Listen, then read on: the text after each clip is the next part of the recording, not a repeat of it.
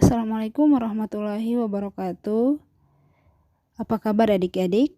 Semoga adik-adik selalu dalam keadaan sehat walafiat dan selalu dalam lindungan Allah Subhanahu wa taala. Ya adik-adik, Ibu berharap adik-adik tetap semangat belajar walaupun kita sampai saat ini belum bisa bertatap muka, Ibu belum bisa memberikan materi secara langsung pada adik-adik. Tapi Ibu tetap berharap adik-adik bisa menyimak baik-baik materi yang Ibu sampaikan. Adik-adik tetap semangat belajar dari rumah ya adik-adik. Ya adik-adik, pada pertemuan minggu lalu kita sudah melaksanakan penilaian harian bab 2. Dan sekarang kita akan masuk di materi bab 3. Tapi sebelum itu Ibu akan sedikit menyentil materi-materi pada pertemuan minggu lalu. Bab pertama kita sudah belajar tentang teks deskripsi. Deskripsi yaitu teks yang menggambarkan objek secara jelas. Ibu berharap adik-adik masih ingat ya. Kemudian di bab 2 kita juga sudah belajar tentang teks prosedur, yaitu tata cara membuat sesuatu, melakukan sesuatu, dan lain-lain. Ibu juga berharap adik-adik masih ingat. Tolong ya dibaca baik-baik. Tolong dibaca kembali materi-materi yang sudah adik-adik catat dalam buku adik-adik. Sekarang kita akan masuk di materi bab 3. Tapi sebelum itu Ibu harapkan adik-adik sekarang mengambil buku catatan adik-adik. Kemudian adik-adik tolong catat materi yang akan Ibu sampaikan. Semuanya dicatat dan bukti catatannya dikirim ke Ibu. Pertama yaitu kompetensi dasar. Kompetensi dasarnya yaitu mengidentifikasi unsur-unsur cerita fantasi yang dibaca dan didengar, kemudian menceritakan kembali isi cerita fantasi yang dibaca dan didengar. Adapun tujuan pembelajarannya yaitu setelah adik-adik mempelajari materi ini, Ibu berharap adik-adik mampu memahami pengertian teks cerita fantasi, kemudian mengidentifikasi unsur-unsur cerita fantasi yang dibaca dan didengar, dan menceritakan kembali isi cerita fantasi yang dibaca dan didengar. Nah, sekarang adik-adik bisa melihat di gambar yang Ibu tampilkan. Ini adalah gambar Harry Potter. Ibu yakin adik-adik pasti ada yang tahu atau ada yang sudah menonton film Harry Potter. Mungkin ada yang sudah pernah menonton film Harry Potter. Apa sih hubungannya Harry Potter dan cerita fantasi? Nah, Ibu akan menjelaskan di sini.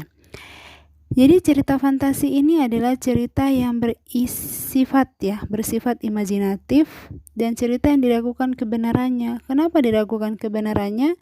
Karena tokoh-tokoh yang ditampilkan umumnya adalah dewa-dewi, raksasa, kemudian makhluk ajaib, manusia dengan kesaktian, atau tokoh-tokoh yang tidak dapat ditemui dalam kehidupan nyata.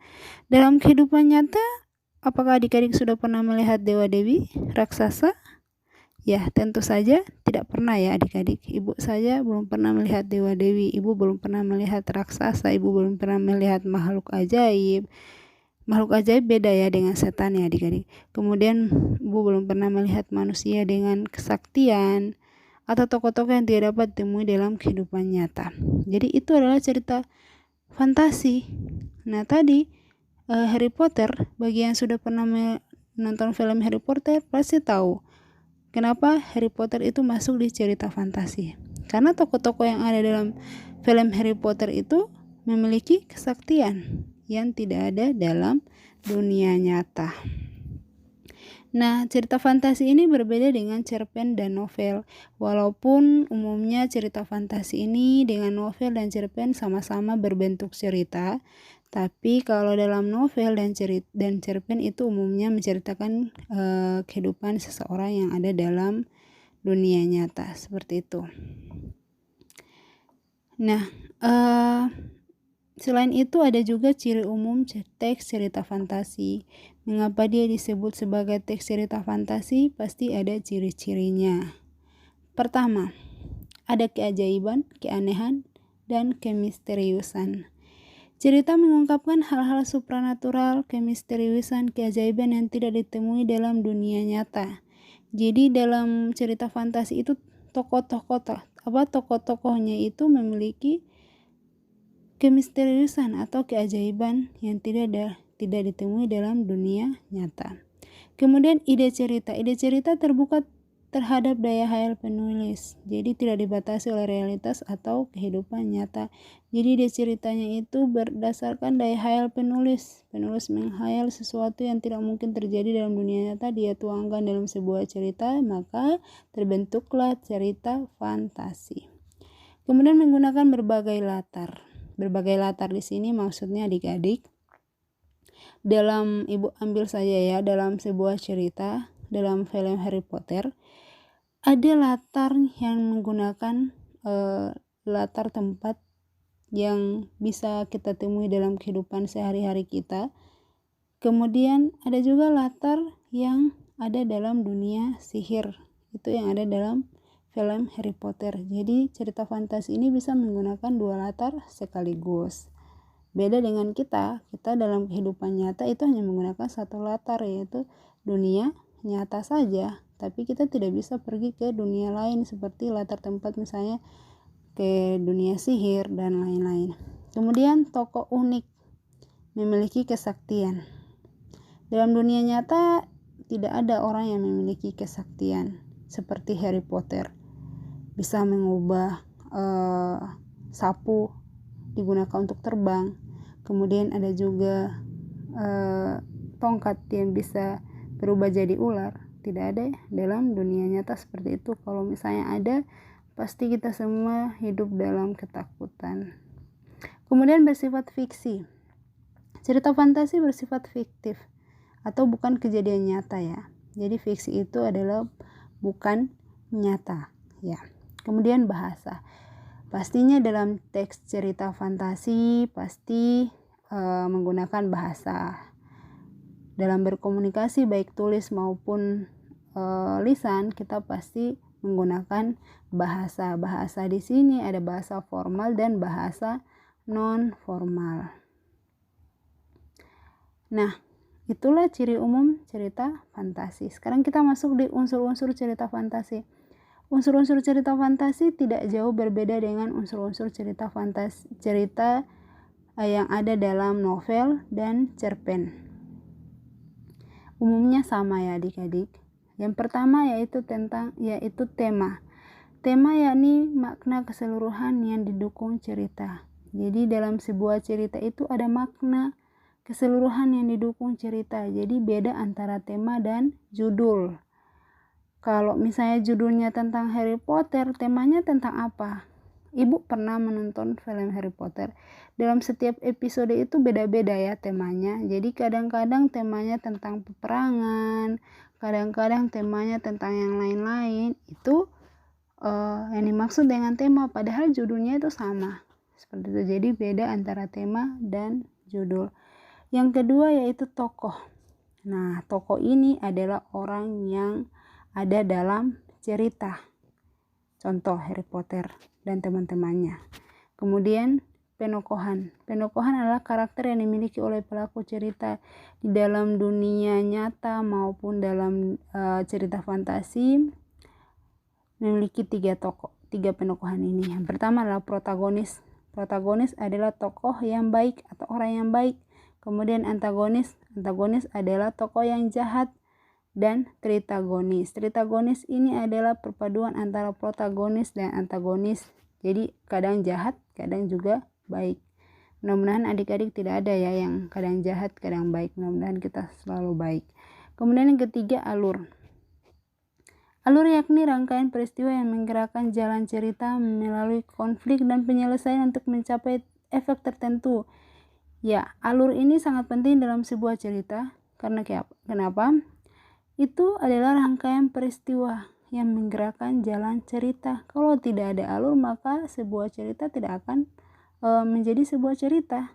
Ya, jadi dalam kehidupan nyata kita itu pasti mengalami peristiwa-peristiwa yang menggerakkan kehidupan kita seperti itu.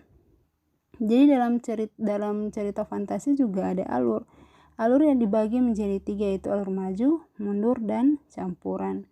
Apa bedanya? Alur maju itu berarti ceritanya mulai dari dia bayi, kemudian dia beranjak remaja, kemudian dia beranjak dewasa, kemudian dia tua, dan terakhir dia meninggal. Itu alur maju. Berarti ceritanya itu maju terus dari dia bayi, kemudian diceritakan terus sampai ceritanya dia meninggal. Nah, alur mundur itu kebalikan dari alur maju. Alur mundur itu berarti cerita awalnya itu dia tua, kemudian dia menceritakan kembali kehidupan masa mudanya, itu alur mundur. Kemudian campuran berarti kadang maju kadang mundur, kadang maju kadang mundur, ya seperti itu. Nah, yang keempat adalah latar yakni keterangan mengenai waktu, ruang, dan suasana. Jadi adik-adik dalam cerita fantasi maupun dalam dunia nyata itu pasti ada latar waktunya, pagi, siang, malam, sore, dan lain-lain. Kemudian ada ruangnya, ada tempatnya, misalnya di sekolah, di rumah. Kalau di cerita fantasi misalnya di kerajaan, kemudian di goa, di hutan, dan lain-lain. Kemudian kelima, sudut pandang, yakni cara pengarang memosisikan diri dalam cerita. Jadi sudut pandang ini ada sudut pandang orang pertama dan orang ketiga. Sudut pandang orang pertama seperti apa? Kalau adik-adik pernah membaca sebuah novel dan pernah membaca sebuah cerpen, adik-adik pasti pernah membaca yang menggunakan kata aku, dia. Itu adalah sudut pandang. Ya, terakhir amanat. Amanat adik-adik, ajaran atau pesan yang hendak disampaikan pengarang. Jadi dalam sebuah tulisan itu pasti ada terselip sebuah amanat yang ingin disampaikan kepada pembaca, kepada kita sebagai pembaca. Bukan cuma tulisan, dalam sebuah film itu pasti ada sebuah amanat, ada pesan yang ingin disampaikan kepada kita sebagai penonton. Jadi kita membaca sebuah cerita, kita menonton sebuah film itu jangan hanya cuma menonton saja, tapi ada pesan-pesan yang bisa kita petik yang menjadi pelajaran untuk kehidupan kita. Jadi seperti itu. Adik-adik, itulah materinya. Tak terasa ya. Jadi Ibu harap adik-adik bisa mencatat materi-materi ini, dibaca kembali di rumah. Hari ini belum ada tugas. Nanti pertemuan berikutnya baru Ibu akan memberikan tugas.